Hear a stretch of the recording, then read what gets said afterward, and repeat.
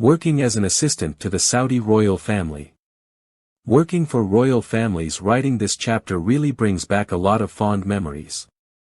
I want you to close your eyes and picture what it would be like to be flying around on private jets, driving Ferraris and other exotic cars like Lamborghinis, as well as being in a new country like Dubai every week.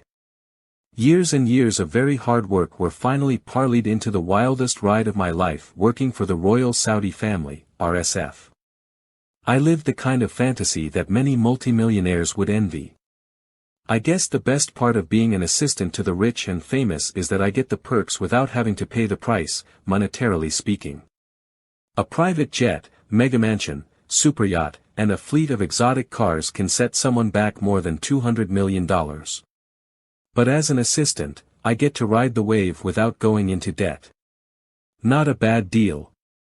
Working with the RSF started off as a trial run, which is not uncommon in my business. Sometimes employers want to try someone for a week or month to see if there is a fit.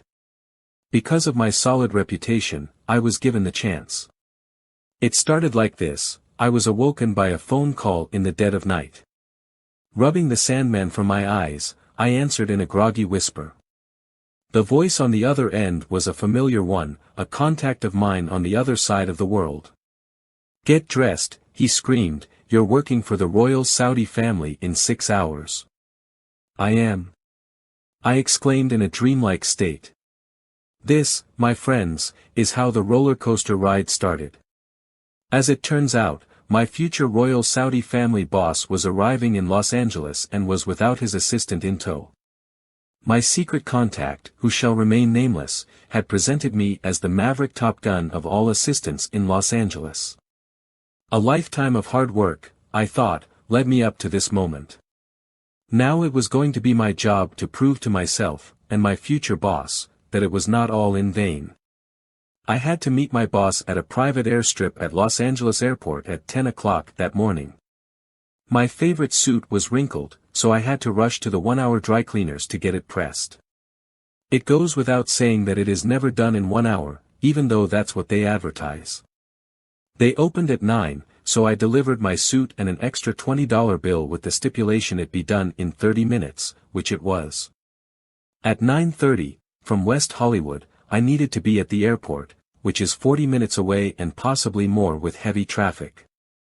Have no fear, I brought my motorcycle. One of the most valuable assets I have ever owned in Los Angeles was a motorcycle. Because the traffic can be so horrendous, a motorcycle has always allowed me to get from one place to another in record time. It is legal in California for a motorcycle to drive in between traffic. After being hired on with the Royal Saudis, my motorcycle was upgraded to a helicopter, so I could just fly over traffic. Getting ready for a new world. Taking the Ferrari for errands. Los Angeles, after all, has become one giant gridlock with bumper-to-bumper traffic.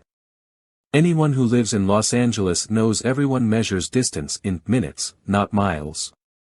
For example, if a person wants to go from Beverly Hills to Santa Monica Beach, we tell them it takes 30 to 45 minutes, even though it's only about 10 miles away. That's how bad the traffic is. I arrived at the private airstrip with a few minutes to spare. In the lobby, Mariah Carey and her entourage, who created a sort of force field around the artist. At that moment, I began to realize that I was about to step into a world that would change my life forever. Rushing to the front desk area, I asked the 6-foot-tall model-like receptionist if the plane for the RSF had arrived yet. She then asked for the tail number. The tail number, I thought. What on earth is she talking about? Easing my discomfort with a $1 million smile, the tail number is how we track private jets, she said while batting her eyelashes. I gulped, hard. Man, I was unprepared for this whole new world. I don't know it, I said with a grimace. Quickly, I typed a text message to my overseas contact to try and get the information I needed. As I hit send, I realized he was likely in bed because it was the opposite time on the other side of the world. If you ever need to know what time it is in any city worldwide, go to www.timeanddate.com. Suddenly, I heard the sound of a landing jet. Looking outside, I saw that a chauffeur-driven Phantom Rolls-Royce was already on the tarmac waiting to receive my future boss. I burst from the lobby like a ballistic missile and hustled over to the driver and introduced myself. "Are you here to meet the royal Saudi family?" I asked. "Yes," he said, "you must be Brian." We quickly exchanged cell phone numbers as the door to the shiny new plane opened. Out came a sophisticated and well-groomed man, who we'll call Adam. The driver quickly rushed by me to shake Adam's hand. I had just learned my first valuable lesson about working around billionaires. Everyone surrounding them wants to be in their good graces and people are constantly trying to outshine each other to get the boss' attention, which includes wanting to be the first person to greet them. With a stoic nod, Adam shook the driver's hand and then approached me. "Brian," he said with a smile. "Yes," I said, not quite knowing how to address him. "Whoops, I forgot to ask my contact about this important point." Before I even had time to beat myself up about it, the driver had the back door to the Rolls open and Adam jumped in. He then signaled for me to get in back with him. I can't say that I had ever been in the back of a Phantom before that point, but they have suicide doors, which means they open the opposite way of other car doors. Closing them is problematic because you have to reach way outside the car to grab the door's handle, which I tried to do. "No," Adam said with a smirk, "just use the switch." He then pressed a nondescript button, which automatically closed the door as if an invisible ghost butler had been waiting outside the car. Getting to know each other. On assignment in Casablanca that first week I spent a lot of time with Adam. I found him to be very intelligent and easy to talk to. During this honeymoon period, we had time to assess whether or not we were going to be a fit for each other. The one main ingredient above and beyond experience that high-net-worth individuals look for is a match made in heaven, or as close as possible. Being a personal assistant, absolutely, is like a marriage. After all, you spend up to 14 hours a day with your boss, so you're going to have to get along. Because Adam was staying in one of the 5-star hotels in Beverly Hills, it was like a second home to me. I knew the systems back to front. This is where my direct past experience really allowed me to impress him time and again. When situations arose, for example, I knew who to call and it saved a lot of time. The name of the game in the PA business is to solve problems quickly and efficiently. Also, I felt at home in the high-end hotel environment and it showed. One thing a VIP employer looks for is a candidate's comfort level while on the job, especially when you're in a trial situation. Even if an aspiring assistant is intelligent and capable, but too out of their element for an upper echelon venue, it can be an obstacle to getting hired or keeping your job. Because of this, I always tell my consulting clients to hang out in fancy restaurants and hotels so that they can see how things work. You don't have to spend a bunch of money, just go to the bar and have a drink. If you open your eyes and observe, you'll be surprised what you can pick up. My familiarity with the trendy restaurants in the city also proved to be invaluable for my trial run with the Saudi royal family. We ate out for breakfast, lunch and dinner. I did not know it was even possible to spend $200 on breakfast, but in the 5-star arena it's not a problem at all. Shopping on Rodeo Drive proved to be mind-blowing as well. $1,000 shoes, no problem. Blue jeans for $250,000, no problem. How about a necklace at Tiffany's that costs more than a Mercedes? Adam even bought a leather jacket for $5,000 and he only wore it once. How do I know? Because he gave to me and said he didn't like the way it felt on him. Of course I didn't complain. The jeans for $250,000 are by Dassault Apparel if you were wondering. At the end of the week my head was spinning. I had already decided that I was going to keep both feet on the ground and not let it all go to my head. Why? Because if I didn't get the job I didn't want to be too let down by it. Over breakfast on the last day, Adam looked me straight in the eye and asked if he could trust me. Of course, I said confidently. He asked again, even more serious. I knew at that very moment I was going to get the job on the spot, or be let go, all based on my answer. I took a deep breath and articulated to him that my reputation as a business professional has always been a priority. Moreover, I explained, my plan was to work with him long term. After a long glance, he smiled and said, "Welcome aboard." I almost passed out. The fairy tale begins. Assisting, in Paris. I want to describe for you what my first day was like, after officially being hired, because it's right out of a fairy tale. To be clear, I'm not bragging. I want to share this incredible story with you because I want to motivate and inspire you to make it happen for yourself.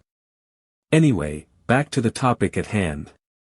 Adam had to leave Los Angeles for a week to handle a family issue, and that gave me some time to get myself together for my impromptu world tour.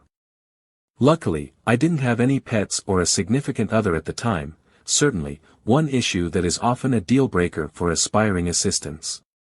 The greatest benefit, travel, is often the matter that prevents an assistant from ever taking a great job. Being on the road all the time is something you have to really enjoy, but it can also be very lonely at times. The VIP you work for, whomever that may be, will often have other friends or family on trips. The assistant has nobody. So, for that reason, you have to find ways of keeping yourself occupied when not working. The big catch, 22, is that an assistant can't always find the time to enjoy being in places like Paris or London because there is too much work on your plate to enjoy any sightseeing. After getting all my personal belongings into storage, I had to fly from Los Angeles to Chicago to meet up with Adam. After landing at O'Hare Airport, I finally met up with him and the Alice in Wonderland-like adventure began. We hopped on a plane bound for Paris. Now, forget about any idea of what first-class seating is like in the United States. Overseas flights through international carriers makes U.S. first class look like a cockroach-infested, flea-bag motel. We had giant lazy boy-like recliner chairs with our own televisions, wet bar, and snacks. This setup was so opulent, it was like we had our own high-end hotel suite. Additionally, we were brought food menus that you'd see in a 5-star restaurant. In short, we had several choices of 6-course meals to choose from. Wow! I got the filet mignon and lobster, of course. I remember looking at the receipt for the tickets and they were $20,000 each. It was at that point I stopped pinching myself and thought, this is for real and you deserve it because you paid your dues and went the extra mile for each and every employer you ever worked for. Now, you may be asking yourself, and I was too, what happened to the private jet? Hold your horses, I'm getting there. It goes without saying that the members of the RSF have many private jets, large and small. Adam often traveled first class on international carriers because it was sometimes easier for his particular lifestyle. Pros and cons of private jets. Overseas on a private jet. To own a private jet, pay for the docking and gas, plus have a crew on standby all the time, wherever you go, is outrageously expensive and terribly inconvenient at times. I was often in situations, for example, where I would be in Miami, let's say, with Adam and he would just surprise me and say he wanted to go to Spain. So I would have to drop everything I was doing and make it happen, yesterday. To make a long story short, I had to plan a trip that would normally take weeks and make it happen in hours. Being able to jump on the next flight out was actually faster than scrambling together a private flight crew and fueling up the jet. Not to mention, my boss really loved food and no private jet is going to be able to serve the kind of 5-star meal that I described above, unless you're on Air Force One, and even still, maybe. Having this kind of pressure at work is where the average person completely caves in. I cannot describe to you what the anxiety is like. It's unreal. As you're reading this you may be laughing and wondering how flying on private jets and being in some exotic location like Casablanca is pressure. Believe me, it is. While working for the royal Saudi family, I was pulling 12 to 14-hour shifts, 7 days a week, for months at a time. The work never ended. I had several subordinate assistants just to help me out because the workload was so enormous. You need to arrive hours before to handle excess bags. Let me give you an example of just one logistical problem that needs a monumental action plan.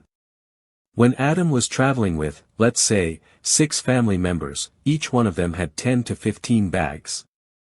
One very well taken care of man had 30 bags and trunks, I remember. Start doing some math.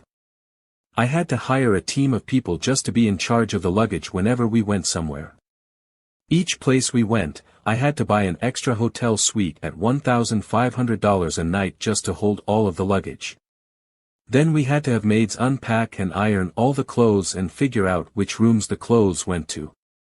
I challenge any MIT or Harvard graduate to equal my skill when it came to managing the logistics of an entire family: kids, nannies, security, exotic cars, planes, drivers, maids, clothes, yachts, etc.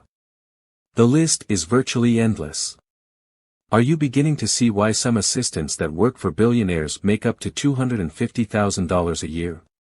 This is why it is critical for you as an aspiring assistant to know what you are going to have to face when working for high-profile families. As hard as it is to get the job, it's even harder to keep the job. Why? Because so many things can go wrong each and every day. Most employers don't have the patience to give second or third chances. If you mess up, you're gone. The fact that I was able to keep the job as long as I did is a testimony to the amount of preparation and training I went through ahead of time. I studied, practiced, and went through the motions so many times that I knew I would shine when it was for real. I want every person reading this to have that kind of discipline because you're going to need it. If you want a job that may pay you more than some lawyers make, then you are going to have to work your fanny off. Ask yourself, are you ready to sacrifice? Job perks when working for billionaires. Taking the Lamborghini for errands. I would also like to point out, so that I may inspire you again, that all my perks received while working for the Saudi royal family are estimated to be in the many hundreds of thousands of dollars: first-class travel, miscellaneous gifts, cash bonuses, jewelry, clothes, etc. So the job is not just about the paycheck, it's everything that goes along with it. Not to mention, things no amount of money can buy, like being inside royal palaces and meeting princes and princesses. In fact, I saw A-list celebrities kowtowing, figuratively speaking, to some of the princes because they are so influential in American industry, including the TV and movie business. Let's face it, billionaires have a lot of powerful friends. While working for the RSF, I traveled extensively throughout the United States, Asia, the Middle East, and Europe. Each city I arrived in, domestically or internationally, posed its own set of unique problems. For example, we almost always traveled with armed security, usually off-duty police officers or retired Secret Service. Each officer is only allowed to use his concealed weapons permit in a specific city. So every time we took off again, I had to arrange new security, cars, drivers, and hotel rooms, all on a moment's notice. Are you starting to see why some assistants get ulcers, lose their hair, or have nervous breakdowns? If you remember the movie The Bodyguard with Whitney Houston and Kevin Costner, that inside look at the logistics and security issues for celebrities is nothing in comparison to what I experienced. I would have loved to work in that kind of bodyguard situation because it would have been like a relaxing vacation to me. That movie is also a very good example of the backbiting that goes on while working for stars, so watch that movie for training purposes. May Whitney rest in peace. The Saudi royal family arrives and the motorcade waits on the tarmac.